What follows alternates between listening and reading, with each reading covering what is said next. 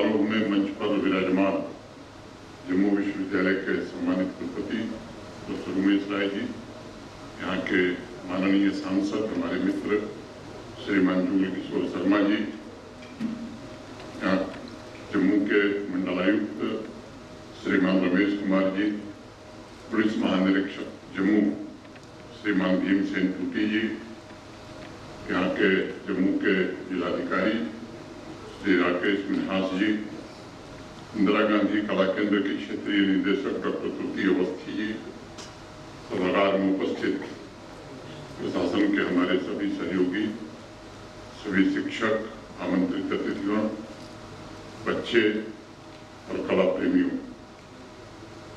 मुझे अत्यंत प्रसन्नता की अनुभूति हो रही है कि Indira Gandhi national centre for arts के रीजनल केंद्र जम्मू और डिविजनल एडमिनिस्ट्रेशन जम्मू ने मिलकर 17 सितंबर को विकसित भारत के रंग कला के संग वर्कशॉप और कार्यक्रम का आयोजन किया, जिसमें 2 कैटेगरी स्कूल स्टूडेंट्स और कॉलेज स्टूडेंट्स रंगों और ब्रश के मेल से कैनवास पर विकसित भारत की अपनी कल्पना को अभिव्यक्ति प्रदान की।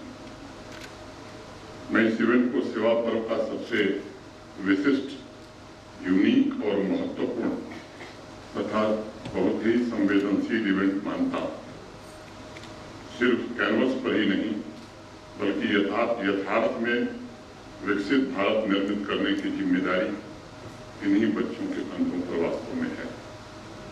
इस कार्यक्रम के माध्यम से आयोजकों ने न केवल 750 से ज्यादा युवा ऊर्जा को एक जगह एकत्रित किया है, बल्कि उन्हें सेवा, रचनात्मकता और सांस्कृतिक गौरव के समान उद्देश्य के लिए प्रेरित भी किया है, जिसके कारण उनकी चेतना में विकसित भारत का संकल्प और अधिक मजबूत और अधिक दृढ़ हो सके। मैं स्कूल तथा कॉलेज कैटेगरी के विनर्स और रनर-अप्स को बहुत बहुत बधाई देता हूँ, ढेर सारी शुभकामनाएं देता हूँ। जो पुरस्कृत नहीं हो सके, मैं समझता हूँ उन्हें निराश होने का कोई कारण नहीं है। अगली बार मैं आश्वस्त हूँ कि वो और बेहतर करके पुरस्कृत होने में जरूर कामयाबी हासिल करेंगे। मैं सभी बच्चों से कहना चाहता हूँ कि अब सिर्फ कैनवस पर नहीं बल्कि वास्तविकता में विकसित भारत की यात्रा में आने वाले दिनों आपको अपने टैलेंट, अपने हुनर के रंग भरने की जरूरत है। 1947 में आजादी के बाद से लगभग 75 वर्षों विकसित देशों के खूबसूरत मॉडर्न इंफ्रास्ट्रक्चर और इकोनॉमी के सेंटर हमारे युवा रहे। टेक्निकल टर्म में कई बार एक बड़ा मशहूर शब्द यहाँ इस्तेमाल होता रहा है हमारे देश में, ब्रेन ड्रेन। देश पीड़ित था, हम सब पीड़ित थे। हमारे टैलेंटेड युवाओं ने वेस्टर्न वर्ल्ड यानी ग्लोबल नॉर्थ के टेक्नोलॉजी सेक्टर को नई ताकत भी देने का काम किया था। अब स्थिति बदल गई है। अब ब्रेन ड्रेन की जगह ब्रेन गेन का समय हिंदुस्तान का आ गया है और मुझे लगता है कि हमारी अमृत पीढ़ी विकसित, खूबसूरत और ताकतवर भारत का निर्माण करने के लिए पूरी तरह प्रतिबद्ध है। मैं कल्पना कर सकता हूँ कि 17 सितंबर को जब स्कूल और कॉलेज के विद्यार्थियों सपनों के अथाह सागर में गोता लगाया होगा, तब उनके मन में तमाम आकांक्षाएं उभर रही होंगी। उस वर्कशॉप में शामिल हुए हर एक युवा ने जब ब्रश अपने हाथ से उठाया होगा, तब उसकी कल्पना ने जरूर दौड़ लगाई होगी और उसके मन में मेरे सपनों का जम्मू कश्मीर या मेरे सपनों का भारत कैसा होगा, ये विचार जरूर आया। उस बच्चे ने जरूर सोचा होगा कि वास्तविकता में ये दिखेगा कैसा। उसके मन में कई बार अलग अलग तरह के विचार आए होंगे और उसी विचार के अनुरूप चित्र भी उभरे होंगे। कई चित्र उसे पसंद आए होंगे, कई चित्रों को उसने नकार दिया होगा और सोचा होगा कि नहीं, मेरा भारत ऐसा नहीं बल्कि इस तरह का होगा। मैं मानता हूं कि जब कोई पेंटिंग करता है तब चित्र और उसे बनाने वाले ये अलग अलग नहीं होते बल्कि दोनों एक आकार हो जाते हैं। सामान्य तौर पर हम देखते हैं कि कोई बैठकर खड़े होकर ईजल पर कैनवस रखकर पेंटिंग बनाता है। वहां हमें कैनवस और प्रिंटर वास्तव में दो दिखाई पड़ते हैं, लेकिन वस्तुतः जब तक पेंटिंग नहीं बन जाती तब तक दोनों एक ही रहते हैं। मुझे लगता है कि इसे सृजन की शक्ति में मानता हूं। रंगों और ब्रश का मेल ये सृजन का मेल है। इस वर्कशॉप ने युवा ऊर्जा को सृजन से जोड़ने का काम किया है। उनके मन में राष्ट्रीयता, देश की आर्थिक वृद्धि, इकोनॉमिक ग्रोथ, भारत के infrastructure development, innovation, creativity, scientific achievement का भाव इस कार्यक्रम के बाद जरूर गहरा हुआ होगा, जिससे विकसित भारत और राष्ट्रीय एकता सुदृढ़ बनाने में हमारे समाज को निश्चित रूप से मदद मिलेगी। मेरा यह पूरा भरोसा है कि युवाओं की रचनात्मक ऊर्जा को पोषित करने और दुनिया को एक बेहतर जगह बनाने के लिए आर्ट और आर्टिफिशियल इंटेलिजेंस दोनों के बीच एक संतुलन हमें सुनिश्चित करना होगा। मैं मानता हूं कि आर्टिफिशियल इंटेलिजेंस इकोनॉमिक ग्रोथ का प्रतीक है, जो समावेशी और सतत विकास के द्वारा राष्ट्र के हर सेक्टर उपलब्धियों के नए शिखर प्रदान करता है। लेकिन जबकि आर्ट, कला समाज के हर नागरिक में मौजूद क्रिएटिव एनर्जी, करुणा, सेवा, स्किल, संवेदना और कल्पना को नर्चर करने का काम करता है। आर्ट के विभिन्न रूप हमारे आइडियाज को प्रतिबिंबित करते हैं और इसलिए आर्ट और आर्टिफिशियल इंटेलिजेंस का संतुलन एक बेहतर भारत, एक बेहतर इंडिया का निर्माण कर सके। आज समापन समारोह में मैं स्कूल तथा कॉलेज के युवाओं का आह्वान करना चाहूँगा कि आपका लक्ष्य बहुत स्पष्ट होना चाहिए। कई बार असामाजिक तत्व युवा ऊर्जा को भटकाने का प्रयत्न करते हैं, लेकिन अगर आपका संकल्प दृढ़ है, अगर आपका उद्देश्य राष्ट्र निर्माण से जुड़ा है, तब दुनिया की कोई भी ताकत आपको सृजन के रास्ते से अलग नहीं कर सकती। विकसित भारत के लिए आपकी प्रतिबद्धता, मातृभूमि के प्रति आपकी भक्ति और समाज के सर्वांगीण विकास के प्रति आपका समर्पण आपको व्यर्थ के विचारों और व्यर्थ के कामों से हटाकर सृजन में ही लगाएगा। एक छोटी कहानी है। दुनिया का सबसे प्रसिद्ध मूर्तिकार माइकल एंजेलो एक बार कहीं जा रहा था, रास्ते में एक मार्बल की दुकान पड़ी। उसने दुकान के बाहर कोने में पड़े एक मार्बल का अंगड़ पड़ा था, उसको देखा, उसकी आंखें चमकने लगी। उसने दुकान के मालिक से कहा, ये इस मार्बल के टुकड़े को हमें खरीदना है। दुकान का मालिक बड़ा आश्चर्यचकित हुआ। उसने कहा कि वह टुकड़ा तो बेकार है, इसलिए मैंने इसे कोने में फेंका हुआ है। वर्षों हो गए किसी ने उसे खरीदा ही नहीं। वो टुकड़ा बहुत अनगढ़ है, तुम करोगे क्या उसका? माइकल एंजेलो ने कहा, वह मैं समझ लूंगा, बस आप मुझे वह मार्बल का टुकड़ा बेच दो। तो दुकान के मालिक ने कहा कि भाई वह तो बिल्कुल बेकार है मेरे लिए, ऐसा करो कि मुफ्त में तुम ले जाओ। माइकल एंजेलो उस टुकड़े को उठाकर चला गया। 2 महीने बाद माइकल एंजेलो ने उस दुकानदार को अपने वर्कशॉप में आने का निमंत्रण दिया और कहा कि आपको मुझे कुछ दिखाना है। दुकान का मालिक आया, वर्कशॉप में रखी मूर्ति को देखकर बड़ा आश्चर्यचकित था, हैरान था। उसने अपने जीवन में बहुत सारी मूर्तियां देखी थी, लेकिन ऐसी मूर्ति उसने कभी देखी नहीं थी। उसने माइकल एंजेलो से पूछा, ये कौन सा पत्थर है, कहाँ से आया है? मुझे बताओ, क्योंकि मैंने अपने जीवन में कभी भी ऐसी मूर्ति और ऐसा पत्थर देखा नहीं था। माइकल एंजेलो हंसने लगे और बताया उन्हें कि वही पत्थर है जो तुम्हारी दुकान के बाहर फेंका हुआ था, जिसे मैं मुफ्त में उठा के ले आया। दुकानदार को यकीन ही नहीं हुआ, भरोसा नहीं हुआ, ऐसे बेकार और अनगढ़ मार्बल से भला इतनी सुंदर मूर्ति कैसे प्रकट हो सकती है।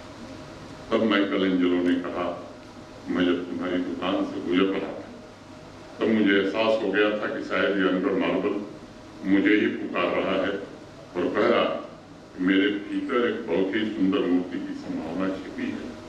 वही पुकार सुनकर मैंने तुमसे वह मार्बल खरीदने की इच्छा जताई थी। मैंने मूर्ति नहीं बनाई, मूर्ति उस मार्बल में पहले से मौजूद थी।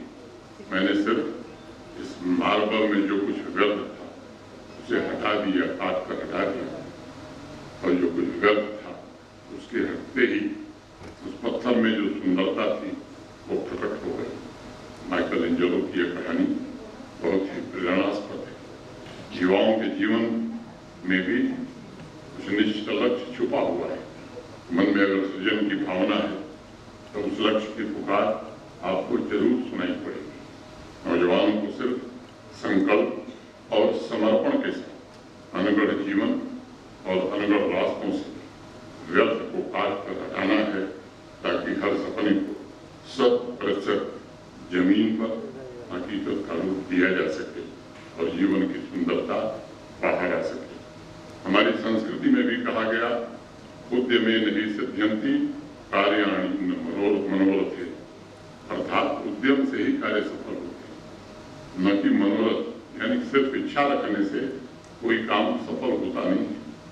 सपनों को हकीकत में बदलने के लिए मेहनत करनी ही होती है। नई पीढ़ी श्रम करे और अपने भीतर मौजूद संभावना को प्राप्त करे, इसके लिए भारत के सम्माननीय प्रधानमंत्री आदरणीय नरेंद्र मोदी जी ने अमृत पीढ़ी को हर संभव संसाधन उपलब्ध कराने का पिछले 11 वर्षों में प्रयत्न किया है। हमेशा इस बात को उन्होंने दोहराया है कि भारत के पास 2 असीमित शक्तियां हैं, युवा आबादी और लोकतंत्र। सरकार युवाओं की क्षमता का दोहन करने के लिए हर संभव प्रयास कर रही और प्रतिबद्ध भी है।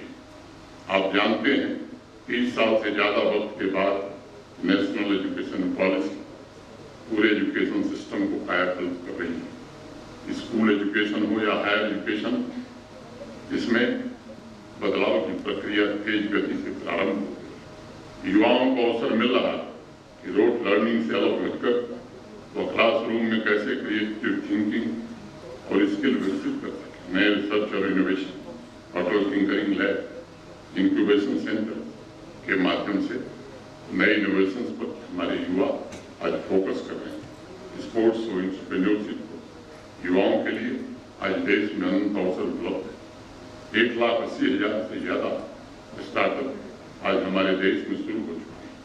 पीएम कौशल विकास योजना के अंतर्गत 1.5 करोड़ से अधिक युवाओं को प्रशिक्षित किया जा चुका है। पीएम श्री योजना के तहत 15,000 स्कूलों को बेहतर बनाने का भगीरथ प्रयास हो रहा है। आज देश में 23 IIT, 21 IIM, 23 एम्स इतने प्रीमियर इंस्टीट्यूशन भारत बना चुका है। 2045 मेडिकल कॉलेज भारत स्थापित कर चुका है। 490 नई यूनिवर्सिटीज भारत में आज स्थापित हो गई। इन आंकड़ों को जब हम देखते हैं तो विकसित भारत के निर्माण के लिए अमृत पीढ़ी को संसाधन उपलब्ध है, इसका विश्वास होता है। और तब युवा पीढ़ी से अपेक्षा बनती है और एक सेक्टर को तेज गति से आगे बढ़ाने में अपना योगदान। विकसित भारत के रंग कला के संयोजन का एक उद्देश्य मैं समझता हूँ ये भी है कि जो गुलामी की मानसिकता थी और निवेशिक जो माइंडसेट था, कॉलोनियल माइंडसेट, उसके बचे कुचे जो तत्व हैं उन्हें हमें जल्दी से समाप्त करना है। सकारात्मक सोच और परिवर्तन को देश में तेज गति से आगे बढ़ाना है। मैंने पिछले 5 वर्षों में जम्मू कश्मीर में ये देखा है कि युवाओं की सोच तेज गति से बदली है। वह भयमुक्त, भ्रष्टाचार मुक्त और विकासोन्मुख आधुनिक समाज चाहते हैं। और मैं चाहूंगा कि युवा पीढ़ी अपने गौरवपूर्ण इतिहास को जरूर देखे, उसे समझने की कोशिश करे। तब वो समझ पाएंगे कि प्राचीन समय में सिविलाइजेशनल वैल्यूज, एजुकेशन और इकोनॉमी, इन तीनों में भारतवर्ष के आसपास दुनिया का कोई देश नहीं था। प्राचीन काल में लगभग 11वीं शताब्दी की बात में अगर करूँ तो वर्ल्ड जीडीपी में भारत का जो हिस्सा था, शेयर था, वो 33% था। अगर तुलना में उस समय करूँ तो वेस्टर्न यूरोप के सभी देशों का मिलाकर के कुल शेयर 11% ही हुआ करता था। अमेरिका, कनाडा, ऑस्ट्रेलिया, जो आज दुनिया के बड़े नामी देश माने जाते हैं, उनका वर्ल्ड जीडीपी में शेयर महज 0.5% था। ये सभी देश मिलकर भी भारत की आर्थिक ताकत के आसपास नहीं थे। भारत से इनकी तुलना ही बेमानी थी। भारत सामाजिक और आर्थिक रूप से वेस्टर्न वर्ल्ड से बहुत आगे था। हजारों साल विश्व की तरक्की का हमने नेतृत्व किया है, भारत ने नेतृत्व किया है। 1947 में जब ब्रिटिश राज से हमें मुक्ति मिली, तब हमारी स्थिति बिल्कुल बदल गई थी। वर्ल्ड जीडीपी में हमारा हिस्सा शेयर 4% रह गया। युवा पीढ़ी को जानने की जरूरत है कि अंग्रेज भारत से $45 ट्रिलियन लूट करके ले गए। वेस्टर्न वर्ल्ड का इंडस्ट्रियल डेवलपमेंट, उसके समाज का विकास, सब कुछ हमारे पैसे से हुआ है। आज भी कई ऐसे म्यूजियम हैं जिनमें बहुमूल्य कलाकृतियां भारत से लूट करके ले गई थी। एक अखबार में एक शीर्षक छपा, ब्रिटिश संग्रहालय लूटी गई भारतीय संपत्ति और संस्कृति के संरक्षक। यह शीर्षक अपने आप में भारत के गौरवशाली और विदेशी आक्रांताओं के अत्याचार की कहानी कहता है। लेकिन देखिए, समय का चक्र घूम गया है, पहिया तेज गति से घूम रहा है। पिछले 11 वर्षों में हमारे देश में बड़ा भारी बदलाव आया और आज भारत दुनिया की सबसे तेज गति से बढ़ने वाली अर्थव्यवस्था बन गई है। पिछले 11 वर्षों में दुनिया की 11वीं बड़ी अर्थव्यवस्था से ऊपर उठकर दुनिया की 4थी बड़ी अर्थव्यवस्था भारत बन गया है और 2 वर्षों में दुनिया की 3री बड़ी अर्थव्यवस्था हम बनने जा रहे हैं। इसलिए अब हमें और सावधान रहना चाहिए। अभी भारत के अंदर और बाहर कुछ ताकतें हैं जो देश को अस्थिर करने की कोशिश कर रही हैं। हमें उन ताकतों को पहचानना होगा, खासतौर से युवा पीढ़ी को जरूर पहचानना होगा। वो फूट डालकर समाज को विभाजित करना चाहती हैं। युवाओं और सर्व समाज को एक होकर ऐसे तत्वों को नकारना होगा। बसोली उत्सव के कार्यक्रम में मैं गया था और वहाँ मैंने एक बात कही कि देश के युवाओं को अपनी जड़ों को पहचानना होगा और उससे प्रेरणा लेनी होगी। हमें अतीत की तरफ देखना जरूर है, उससे सीखना भी है। आप सभी अपनी जीवन यात्रा के ऐसे मुकाम पर हैं जब आपको भविष्य की रचना करनी है, नए आत्मविश्वास के साथ आगे बढ़ना है। हमें उस भारत का निर्माण करना है जो प्राचीन काल में ग्लोबल सुपर पावर हुआ करता था, जिसने लगभग 1000 वर्ष की दासता और तमाम आक्रमणों को झेला था, जिसकी संपदा लूट करके विदेशी अपने यहाँ ले गए। लेकिन अब हमारी युवा पीढ़ी अपने सामर्थ्य, अपने पुरुषार्थ और अपने पूर्वजों के आशीर्वाद से भारतवर्ष को फिर उसी स्थान पर ले जाना चाहती है जहाँ विश्व की तरक्की का नेतृत्व करने के लिए भारत पूरी तरह तैयार है। और इसीलिए हमारे यहाँ कहा गया कि यूनान और मिस्र, रोमा सब मिट गए जहाँ से, अब तक मगर है बाकी नामो निशान हमारा।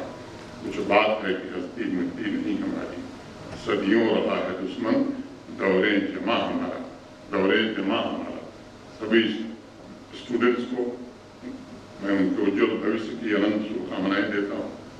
आयोजन से जुड़े सभी साथियों का विशेष रूप से आभार व्यक्त करना चाहता हूँ कि एक अनुपम और अद्वितीय कार्यक्रम आयोजित आपने किया और मैं निवेदन करूंगा कि ये कार्यक्रम प्रतिवर्ष आयोजित हो ताकि हमारी युवा पीढ़ी, हमारे बच्चे और आगे बढ़ करके काम कर सकें।